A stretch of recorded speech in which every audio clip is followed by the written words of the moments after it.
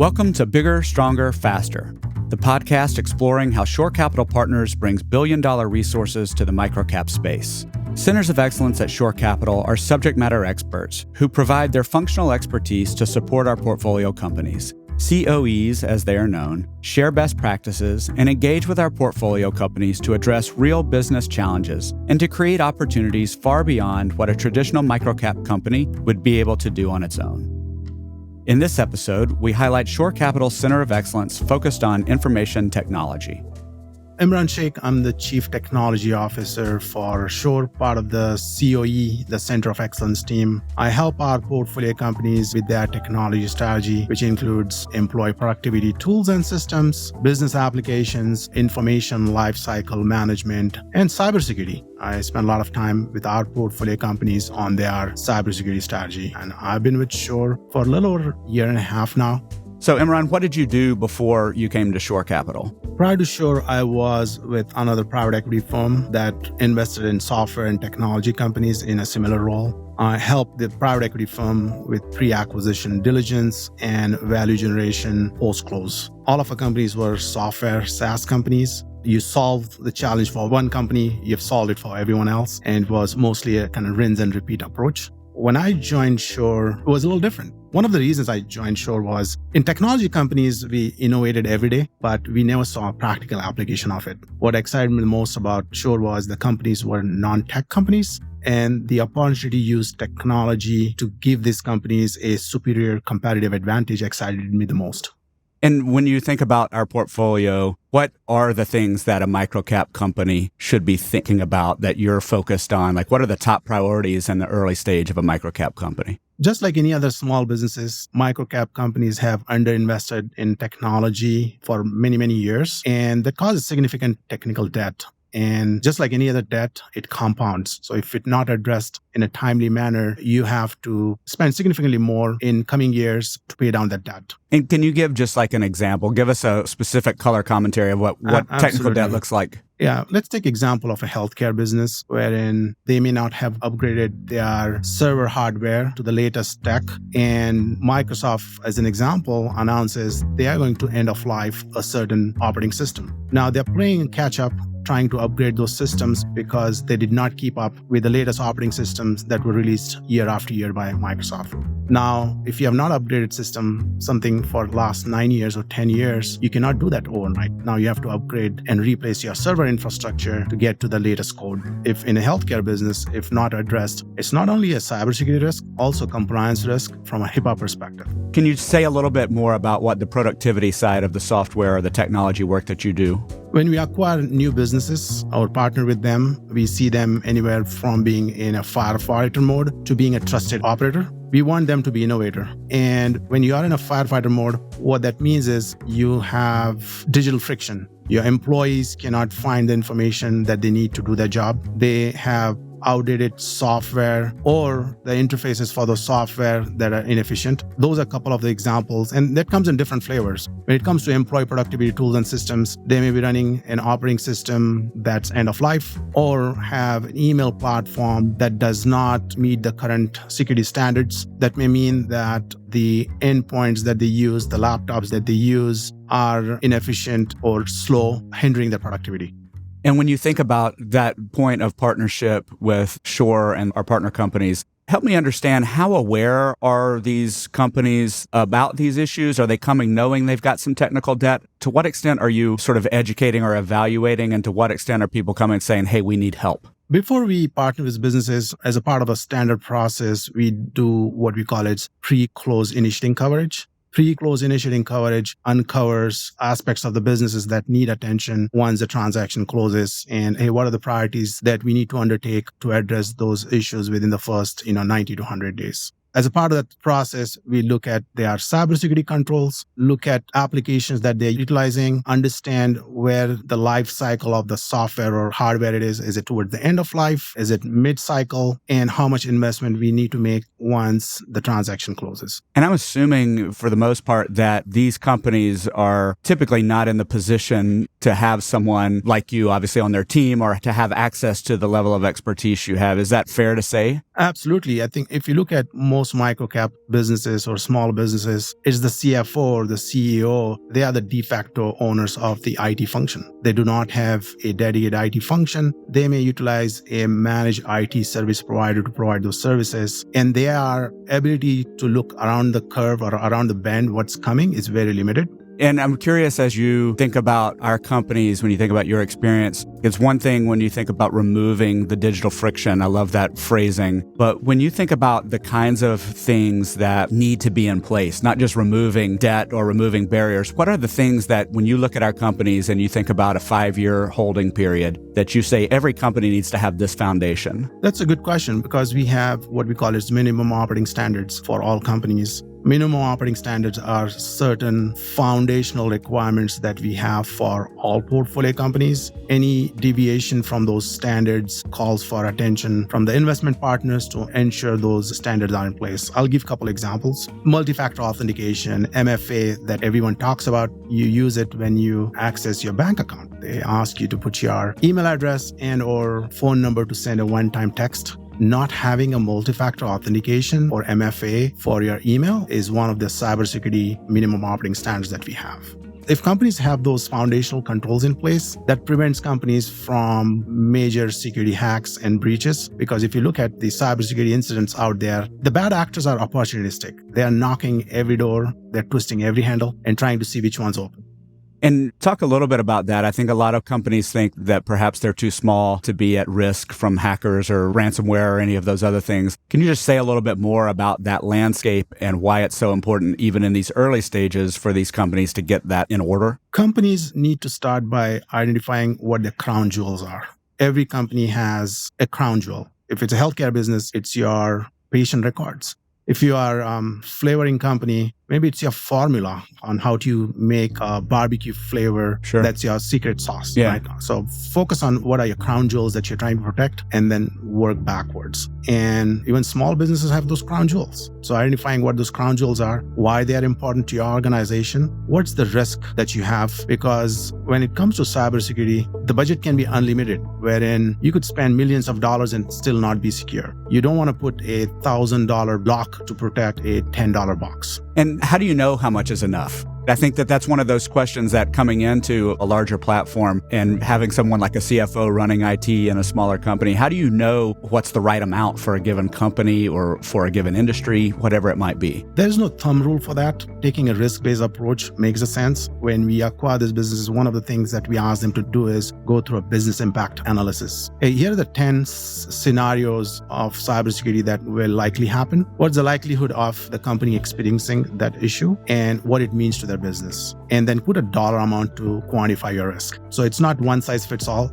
We take a risk-based approach. And when you do this, when we're partnering with a company, how do people respond? It's like you're coming in and it could be like you're drinking from a fire hose a little bit. Like, I've been running this business. It's been great. We've had no problem so far. Why are you so intense about this cybersecurity thing? How is it received generally? Good question, because gaining the trust of the company early on is critical to make sure they're engaged throughout the process. And there are a couple of scenarios where I've been very successful with a business services company, wherein as a part of the pre-close initiating coverage, we do a deep dive on their cybersecurity systems, which includes deep and dark web monitoring. And we found certain compromised credentials for this company. During the process, we shared with the CEO of the portfolio company, hey, this is what we found. In the spirit of partnership, we want to let you know, and then change the tone of the company, wherein say, hey, thanks for letting us know. And we build trust as a result of that. Yeah. And can you add, for the rest of us who have heard the words deep and dark web, help us understand what that looks like? You don't have to use that company specifically, but what are you looking for? What are you finding? What kind of compromise is really out there that most of us don't know of? So there's a surface level web. When you Google, that's surface web. Deep web is wherein you require credentials to access a certain system or website. And the dark web is something that you cannot find through Google. You need specialized browsers, such as an Onion browser, to serve.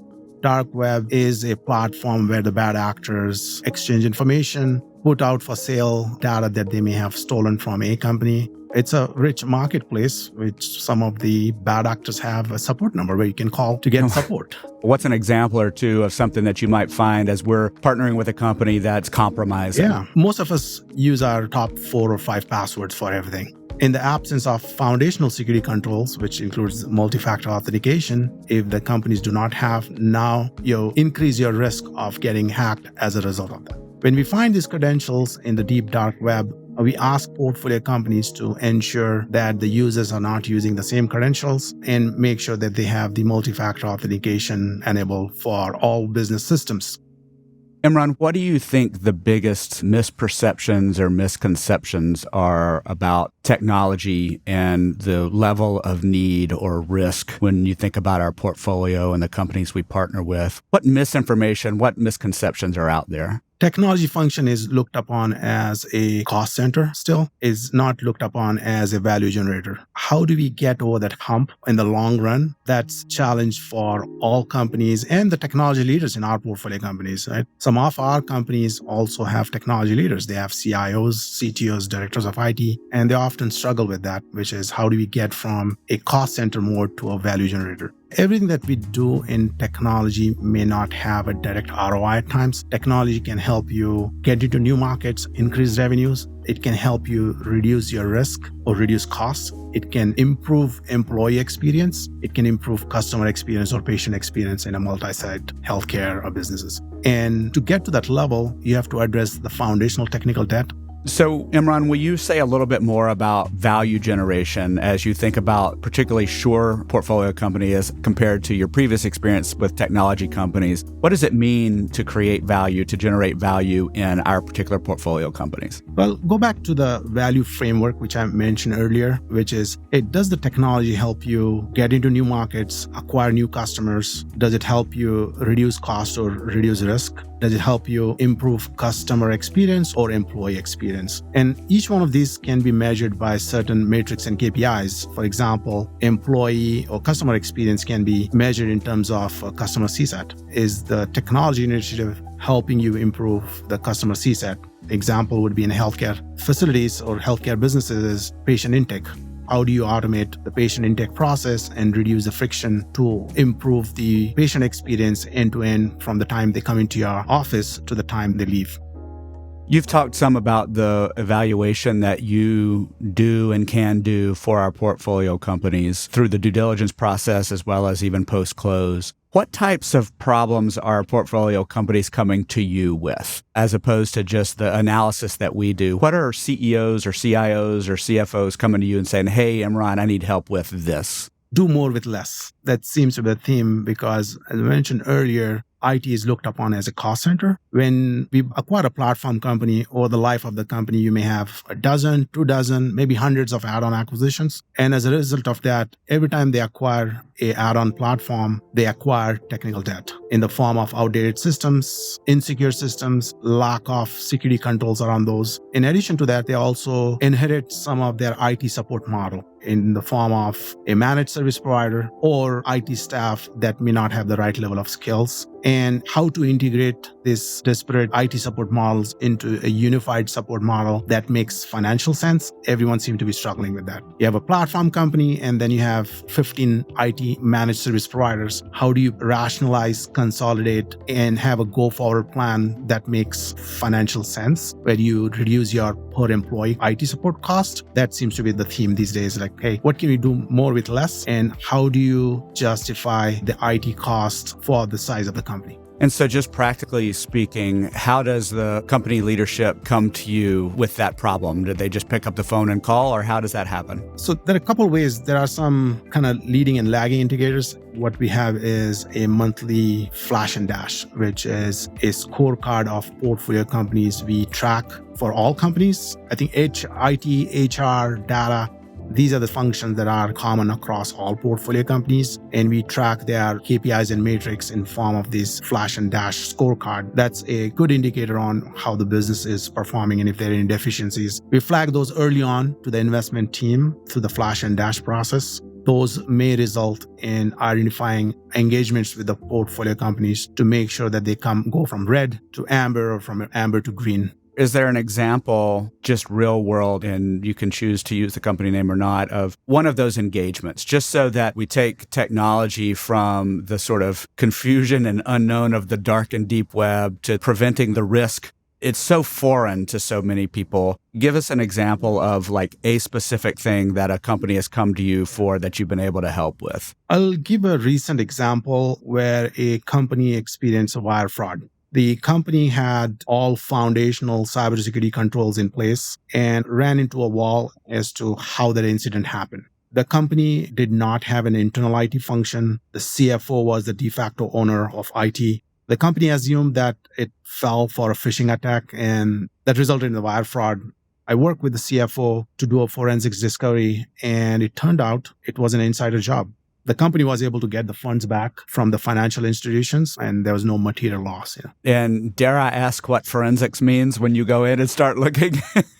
Yeah, so you kind of look at the symptoms and kind of work backwards, wherein you're looking at system logs, looking at what happened when, look at some electronic data, which has timestamps to tell what an employee may have done at a specific period of time, including data that they may have deleted out of the systems. So I think that's really interesting, Imran, because most people are thinking about some bad actor in some foreign country or somewhere hacking into their system. They're not thinking about security sort of from within their team. That is correct. I think most companies that experience cybersecurity incidents are garden variety cybersecurity incidents. They're not nation state actors. Those are probably extreme scenarios, but for most microcap / small businesses, these are garden variety incidents that they experience in the form of phishing, form of malware, ransomware as a result of unsecured systems. I think that's a whole other layer to this idea of how much can happen in-house with the range of technologies that different companies are using, with the range of points of access that different people on a given team, may have to certain systems. I think it's fascinating and slightly frightening to think about the insider version of this. It's much easier to make the boogeyman to be a nation state somewhere than it is to potentially be somebody that's in your team or one or two people removed from your team.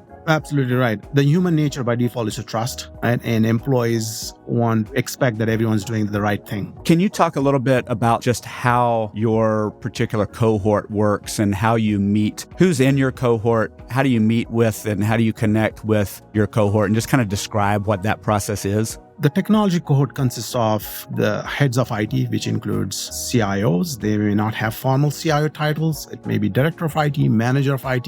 It could be an IT practitioner. We also have some CFOs in the technology cohort because they own the IT function. We meet virtually every other month in the form of a virtual cohort summit for an hour. It's a peer-generated content where companies share some of the challenges that they have and how they are addressing it so their peers can learn from it. And that's a good example of how do you cross-pollinate some of the lessons learned from the battlefield, from the front lines. These are the folks who are on the battle lines, on the front lines, and they understand what the problems are, and most likely they know what the solution is. At times, they just need a sounding board to validate they are marching in the right direction.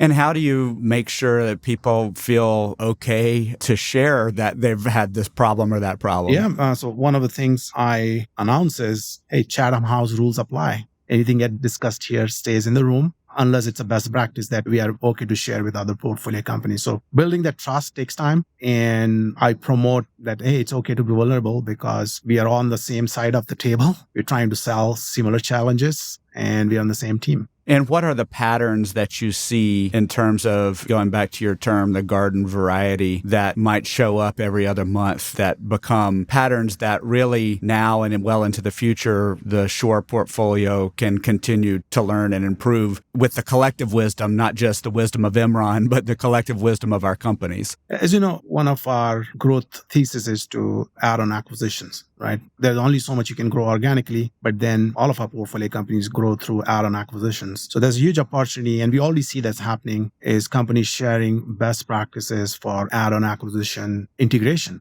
acquiring the business and integrating in a timely manner so that you minimize your risk of a cybersecurity incident during the integration phase is the key to the success of a successful integration. As you think about the audience being a portfolio company or potential acquisition or a potential CEO that's looking and thinking about the resources that Shore is going to bring to bear if they choose to partner with us, what haven't I covered about the technology COE? I think in general, the technology COE is one of those COEs that's involved from the planting, growing, and harvesting phase. The initiating coverage pre-close and post-close initiating coverage that gives us insights into how the businesses are running their technology function and if there is an opportunity for improvement or for de-risking. Mid-hold, through the flash and dash process, we ensure that the minimum operating standards that we had set forward when they were in the planting phase are still being continued to follow. And then during the harvesting phase, when they are ready to exit, make sure they're exit ready. So we go through the same process that we do pre-close, which is doing a diligence on it to understand they still continue to follow the minimum operating standards that we have set forth, and also share some of the knowledge base that we have. This may be in the form of questions that a prospective buyer of the business may ask of them so that they're ready when they go to the investment bank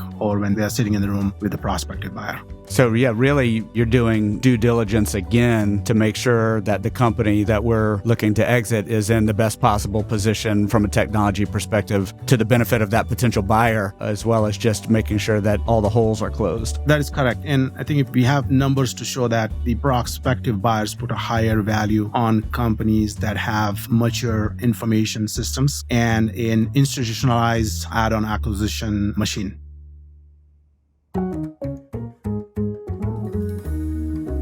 This podcast was produced by Shore Capital Partners, with story and narration by Anderson Williams, recording and editing by Andrew Malone, editing by Real Audiobooks, sound design, mixing, and mastering by Mark Galloop of Real Audiobooks.